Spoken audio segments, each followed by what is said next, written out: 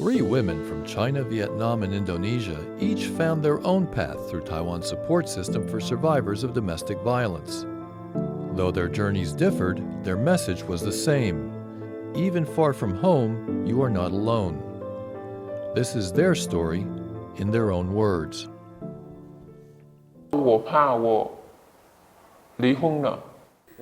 Back then, I was so afraid that if I divorced, I would have to return to Vietnam and might never see my child again. When my ex-husband often lashed out at me, I was 8 months pregnant, so I couldn't fly back and could only give birth in Taiwan. I was told to endure it. Then, when my son turned 1, what had been previous quarrels escalated into physical abuse. When my son was 2, he hit me again. I called the police and they came and gave a talk, but it didn't change anything. I was beaten, kicked out, and beaten again. After going through this cycle several times, I decided that I had to get a divorce. I told a friend that I had nowhere to turn to and no support. She gave me some of her clothes and invited me to stay at her place. After 3 days, my ex-husband came and had a fight with her boyfriend.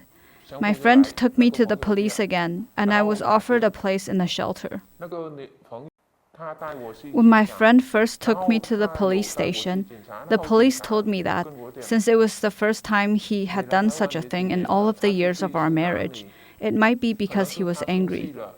They suggested that I forgive him, adding that they would help if it happened again.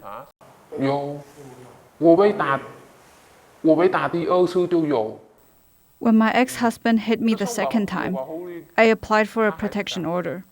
The protection order didn't stop him from abusing me. I couldn't understand what the protection order was for. I just kept it at home. Yet I was still subjected to his violence.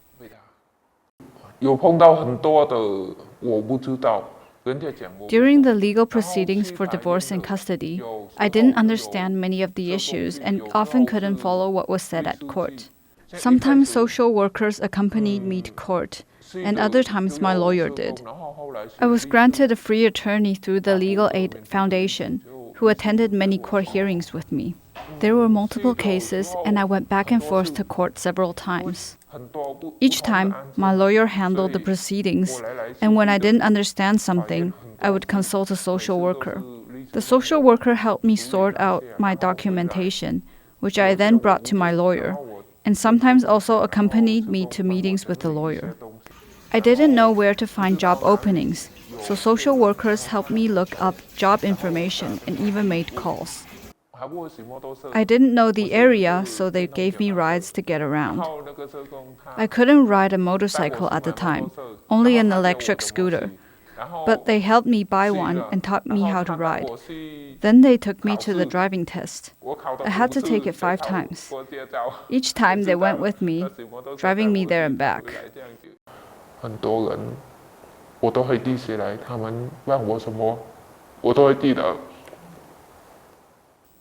Many people helped me. I'll never forget.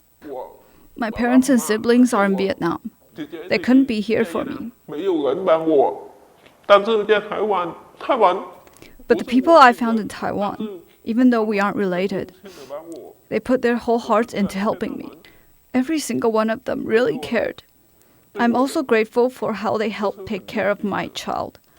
I had to work and couldn't always be there. My child has ADHD and isn't easy to look after, but they still help me care for him. I think there are many people out there like me, people who, even if they don't speak up, don't know who to turn to.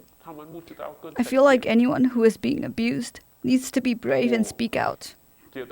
There are people who will listen and help. Don't just endure it. He was a driver, so he had many friends to hang out with. Every time he came home, he was drunk. Back then, he really never provided for us. I mean, he was in a position. He worked hard, but his money all went to eating and drinking with friends. When he came home, my child and I would suffer. One day, when he was driving on a highway in Taoyuan, he got into an accident and broke both of his legs. It was understandable. Maybe he hadn't adjusted to his situation yet. So he had a very bad temper. And at the slightest thing, my child and I became his targets. Back then, he would hit me, slap me, and even choke me against the wall. My husband would physically attack me. I tried to be patient, but it was incredibly hard, especially because my child was still so young. I kept thinking, what should I do? How did it come to this? Every time he came home from work, I would get hit. My son's teacher was the first to reach out about my situation. That's when I first learned about the Service Center for New Immigrant Family and called the Domestic Abuse Hotline 113. I just wanted to ask for their guidance. My child is young and I won't go back without him.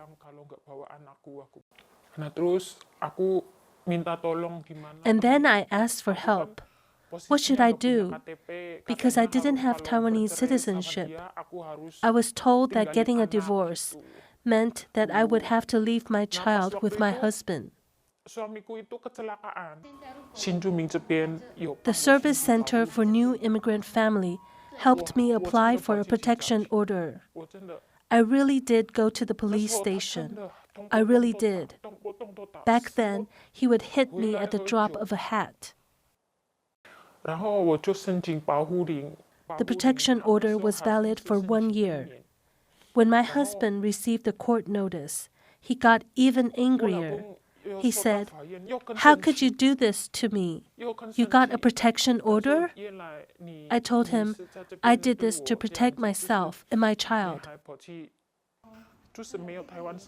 Without Taiwanese citizenship, if I went back to Indonesia, what would happen to my son? My mother always told me, "Don't speak of divorce the moment things get hard. You have to think of the child. That is your destiny. For the sake of your child, in our family, we don't divorce."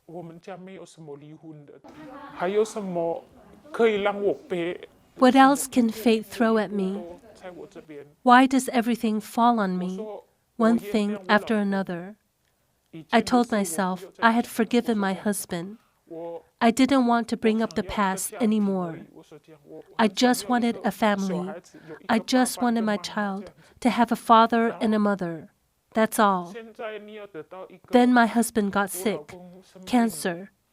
The doctor said if he didn't have surgery, he would have only 3 months to live. Since then, his attitude toward us started to change. After all, he knew I was still by his side as his wife. Being here in Taiwan, no matter what I went through, I truly met so many good people. I really did. I haven't forgotten them, and I never will. Life in Taiwan has been hard, but the people around me, so many of them came to help. I'm not exaggerating, especially in my darkest moments. I hope that anyone going through something like this reaches out to the Service Center for New Immigrant Family. No matter where you are, there's always one nearby. They can guide you and offer so much help on how to get back on your feet. At the time my husband first beat me, the wound from my cesarean section had not yet healed, and I still had 3 stitches here. The hospital reported the incident to the police. Officers came to ask what had happened, but I told them I did not want to press charges. My child was still very little. I had just stopped breastfeeding and switched to formula. At that time, my mother was the one paying for everything to support both me and my child. Even now, when I talk about that period of my life, I still can't really handle it. I just can't revisit it.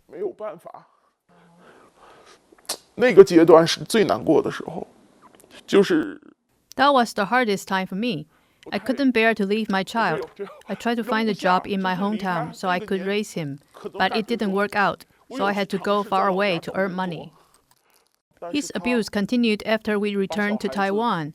One day, he kicked my child's chair so hard that it slammed into the door, and the whole door fell off.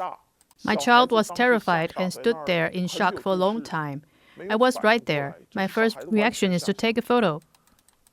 Then I immediately reported that he had violated the protection order. That was my chance to escape that home. 我拿过3张保护令，到第4张的时候。 It wasn't until the 4th protection order I obtained that I began seeking outside help. Although social workers got involved when I first reached out, their intervention never really reached a deeper understanding of my family situation or what I actually needed. Our conversations never led to a solution. At that time, I was mostly trying to find help on my own. I went to the National Immigration Agency, hoping they might be able to help arrange for me and my child to leave Taiwan for protection. I also sought help from the Stray Exchange Foundation and the local district office. When I tried navigating the support system, I didn't know what resources were available, so I didn't feel I could trust it. That was my reality back then. I couldn't go along with any arrangement without trust. At first, the social worker didn't explain anything, except saying that it's not safe for you to stay outside with your child like this. I'll find you a place. Because nothing was explained, I was afraid to go. I was very afraid of the unknown. That's why I suggest that the support system should be more transparent. At the very least, frontline social workers should explain possible solutions to victims, to give them some reassurance. 我想说的是，到庇护所之后啊，首先他们会给你提供一个很放松的房间。 About the shelter, what I want to say is, when you first arrive, they give you a room where you can really relax, a space that actually feels like home. You don't have to worry about money, food, or daily needs. They even help you with your child's schooling, like arranging a confidential transfer if needed. A team of social workers will help with legal issues, accompany you to consultations, and guide you through court matters, including divorce and child custody. At the same time, they support you in taking care of your own physical and emotional recovery, so you finally have a safe place and some peace of mind. They provide professional counseling for children. There is also a team that helps with employment, guiding you on how to find a job so you can begin moving past the shadows of abuse. They also support your resettlement. Everything will be taken care of. I hope that the support system and social workers can provide guidance to foreign mothers so they don't have to struggle and take as many detours as I did. Being a foreign mother doesn't mean you can't get custody after experiencing abuse. I used to think that it was impossible. But if you reach out to the right people and resources, it is possible.